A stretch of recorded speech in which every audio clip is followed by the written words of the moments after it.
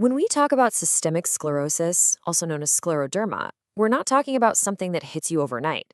No, this is a chronic condition. It slowly and quietly rewrites the body's entire blueprint, a process that can unfold not just over a few years, but over decades. I mean, just think about that for a second. What if your own body began to slowly harden from the inside out? It's a pretty unsettling thought, right? But that question, it gets right to the very core of this disease. It's this slow, progressive stiffening, not just of the skin that we can see, but of the very systems that keep us going. You know, for so many people, the very first chapter of this long story is incredibly subtle.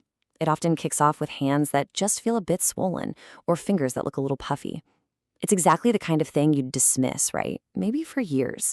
But it's often the very first sign that the body's internal workings have started on this long, slow path of transformation.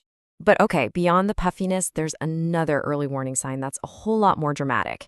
And for a lot of people, this is the real start of their journey to getting a diagnosis. This is called Raynaud's phenomenon. And let me be clear, this is so much more than just having cold hands. It's a really profound, very visible shutdown of blood flow.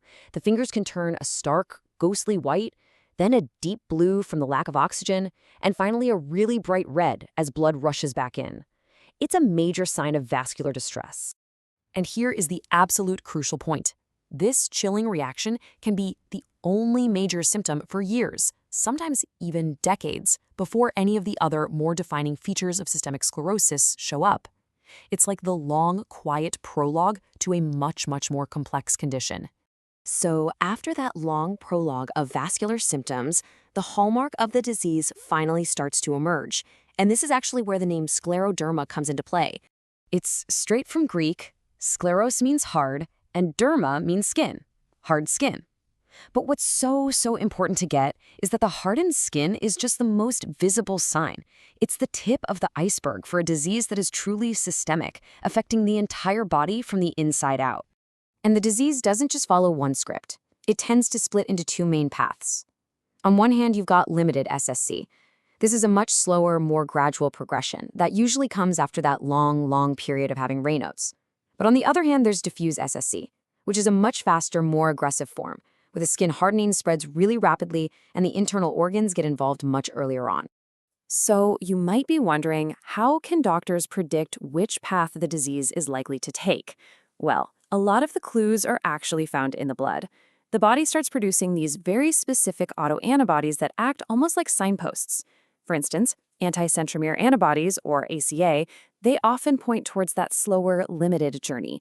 But if doctors see anti-SCL70 or anti-RNA polymerase III, that suggests the more rapid, diffuse path. But the story definitely doesn't stop with the skin. This disease wages a long, quiet war on the body's internal organs too. Get this, a staggering 90% of patients will have some kind of gastrointestinal involvement. That same fibrotic process, the one that hardens the skin, is also at work deep inside, affecting the entire digestive tract. Over time, this internal hardening can lead to a whole host of really debilitating symptoms. The esophagus might lose its ability to move food down properly, causing terrible heartburn and making it hard to even swallow. And further down, the intestines can really struggle, leading to problems with absorbing nutrients and just chronic digestive chaos. And the battleground extends into the lungs. In over 80% of patients, the lungs are affected. And this is where the disease really poses the greatest threat to life. That slow, steady fibrosis can actually scar the lungs, making it harder and harder to breathe over time. And this X-ray, wow, it shows one of the most tangible results of this long process. It's called calcinosis cutis. Over time, the body's chemistry gets so disordered that it can cause these hard, really painful deposits of calcium to form right under the skin, a very physical reminder of that chronic internal imbalance. Now, while most of this disease unfolds slowly, it can suddenly throw these terrifying emergencies at you. Scleroderma renal crisis is a big one. It's this abrupt attack on the kidneys that makes blood pressure just skyrocket and can lead to acute kidney failure.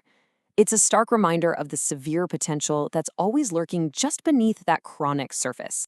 So, okay, that's the what. But why? Why does the body turn on itself like this? Well, the science points to this destructive, self-perpetuating cycle. It's really like a three-part conflict.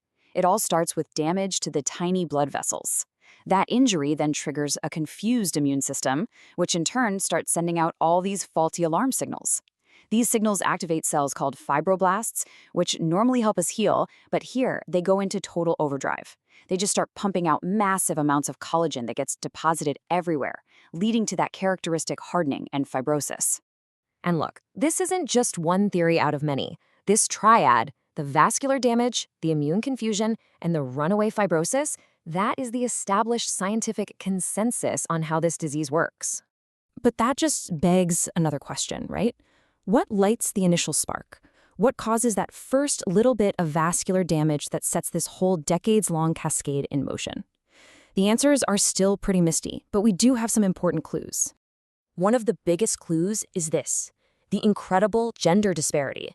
For every one man with a disease, there can be as many as 8 women.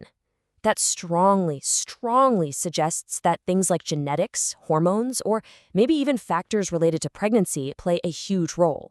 So the leading theory is that it's basically a perfect storm. You have a person with a specific genetic susceptibility, and then they encounter some kind of environmental trigger.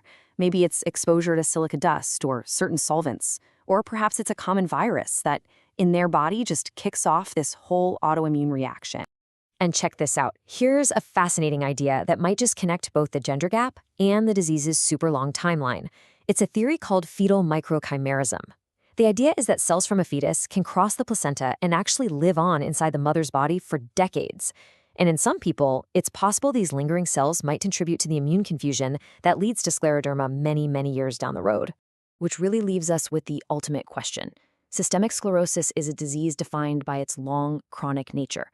So the challenge for medicine, for science, is how to take everything we're learning about this long unfolding journey, from the very earliest signs to the deepest genetic triggers, and use all of that to fundamentally change the outcome for patients. How do we change the destination of a journey that takes a lifetime?